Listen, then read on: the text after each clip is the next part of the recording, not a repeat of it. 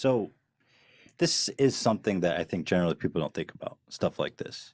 And my next question for you is, it seems that more and more in today's society and just societies in the world today, people are more depressed, more anxious, more suicidal than ever before. Is that a symptom of something unusual going on in our society? Is it just people that are more comfortable talking about it now? What is it? Why are so many people depressed? It's a good question. It's a good question.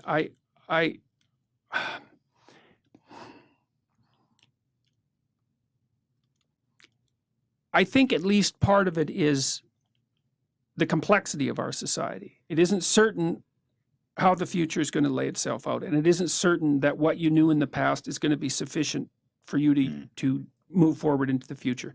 So there's lots of opportunity, but it's very complex. And it's not easy to keep up in our world. You know, like if you look around the world, you might think, well, the happiest people are those where the standard of living is the highest. That's actually not the case. Right. And you think, okay, well, why wouldn't that be the case? It's like, what do you want? Malaria and death at 40? Obviously not. But then you think, okay, what's the price you pay for a high standard of living? Well, that's easy.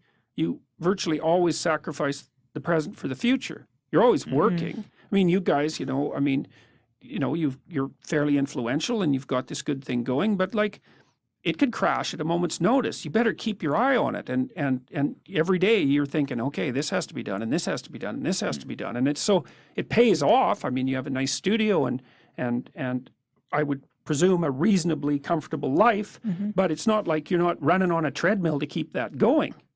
And so that's security and it's health, but it isn't necessarily happiness, and it's certainly not necessarily freedom from anxiety. Sure. And I would say most people in the modern world, weirdly enough, have far too much to do. You know, 2 career families and a couple of kids. It's like, man, you're done. That's 60 hours a week of flat out work. Yep. So, and that can be too much. And then I also think, because our society is philosophically unstable, and that's sort of reflected in this polarization, is that people are doubtful about whether their lives have any meaning, for example. You know, well, why bother? What's the use of it? Who cares? It's like, what difference is it going to make in a million years, you know? And life is hard, and if you just have a nihilistic viewpoint, then it's easy to be swamped by doubts and existential angst and all of that. And like, I think that's a mistake, because I think that your life can be very meaningful. It's proportionate to the responsibility that you take on. And you can learn that by watching when you're engaged in the world, you know, and what works to sort of protect you from feelings of isolation and doom. You know, and a lot of the lectures I have on YouTube are about exactly that. So I think part of it is the complexity of the modern world. Yeah. I also can't shake the sneaking suspicion that it has something to do with our diet. Really? Well, you know, I saw this. We know that obesity is like skyrocketing. Yeah. Okay. So, and probably the reason for that, it's not exactly certain.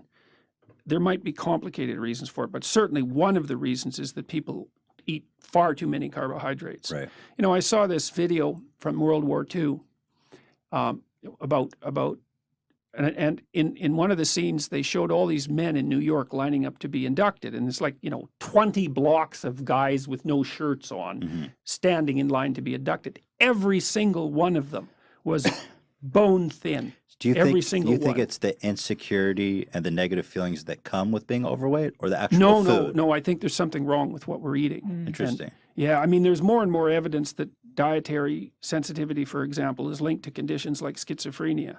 Really? And so, yes. Watch out for that bread, y'all. Well, and also, your gut bacteria, turns out, which you have a lot of, you have about 100 times more bacterial cells in your body than human cells, which is really quite a freaky thing to think about. Luckily, they're quite tiny, because otherwise you'd be like a giant amoeba, you know. But the gut biome produces a lot of neurochemicals. And so it does play an integral role in the regulation of your mood, which is also a very strange thing. I've been following that, just how bacteria is starting to play more in human health, like probiotics and stuff like this can regulate your mood. That's so freaky. Yeah, it is. That's for sure. Yeah. Well, and you know, one possibility is that Well, let's say you eat a lot of carbohydrates and sugar. Okay, so what happens is that you grow bacteria in your gut that Right. really like carbohydrates and sugar. Right. Well, so then you think, well, I'm always having cravings for carbohydrates and sugar. It's like you're having the cravings, you think. Well, maybe not. Maybe what's happened is that, through a Darwinian process, you've encouraged the growth of bacteria that really like sugar and Right. carbohydrates. And you think they're- that same bacteria is messing with people's mood? Maybe. Yes, it could, and it's also messing with their cravings. That's I mean, we're really walking oceans, like we're big creatures. I Yeah. mean, we're not big compared to like a Douglas fir or the sun, but Yeah, we're sure. pretty big creatures, and Yeah. and we are liquid. Most of us is liquid, Yeah. and if you saturate yourself with carbohydrates and sugar, then you Hmm. are invaded by the bacteria that live on those things, and so that's not necessarily so good for you.